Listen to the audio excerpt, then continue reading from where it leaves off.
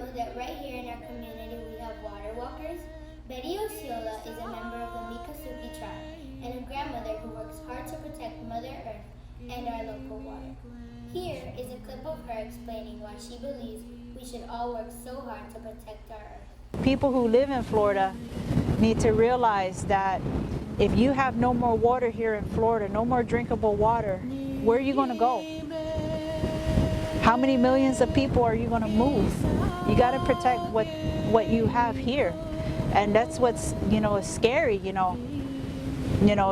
One little situation up north here, northwest of here, has the potential to affect many people, animals, plants south of it, here in the Everglades. Water, nature has no boundaries.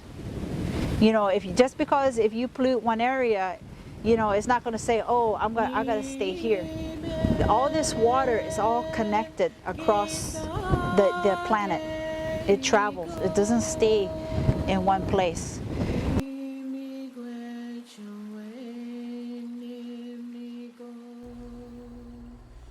Autumn Peltier is a 15-year-old water protector who lives on Lake Huron. She is from Macoumacong in Northern Ontario, Canada. She was nominated 2 times for the International Children's Peace Prize. In this video, she is addressing the United Nations Global Landscapes Forum. My voice. I'm doing this work as we can't just pray anymore. We must do something, and we need to do it now. I need to get right into this message so you feel where I'm coming from. I can't stress enough what I have learned about the water from my elders in our ceremonies. Many people don't think water is alive or has a spirit. My people believe this to be true. There are studies now that prove this. We believe our water is sacred because we are born of water and live in water for 9 months.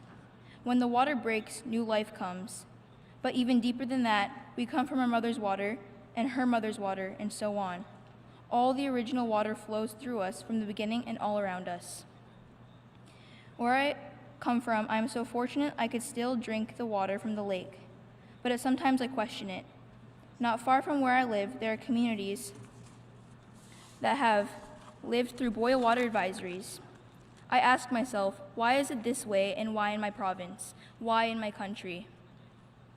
I didn't really understand this because I always hear of the problems in other countries around the world having no water or very polluted water. I really started to think. My mind wandered and thought, what if we ran out of water?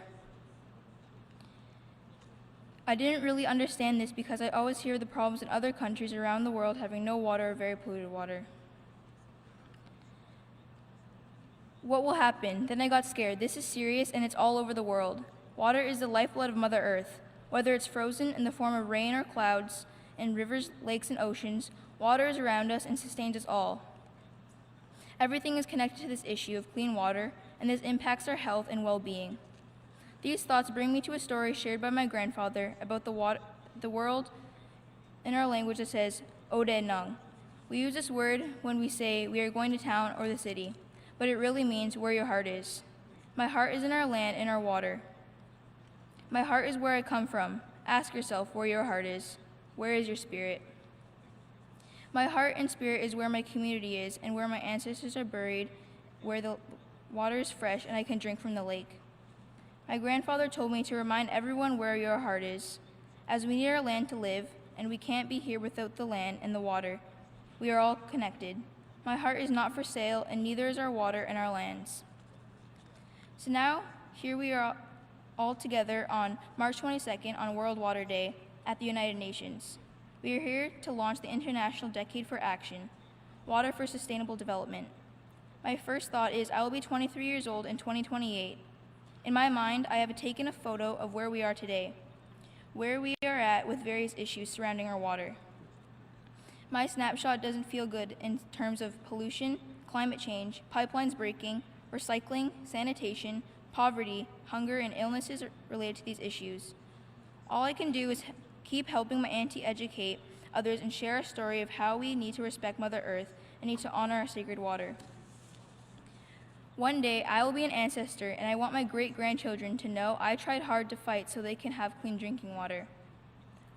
Our water deserves to be treated as human with human rights. We need to acknowledge our waters with personhood so we can protect our waters. Our water should not be for sale. We all have a right to this water as we need it, not just rich people, all people. No one should have to worry if the water is clean or if they will run out of water. No child should grow up not knowing what clean water is or never knowing what running water is. Mr. President, we need to work together. Now is the time to warrior up and empower each other to take a stand for our planet. We need to sustain the little we have now and develop ways not to pollute the environment and sustain relationships with Mother Earth and save what we have left. I hope to keep my heart in a good place so I can come back and see how much we all have improved with our promise to Mother Earth. Let's not let water and Mother Earth down. Miigwech. Thank you.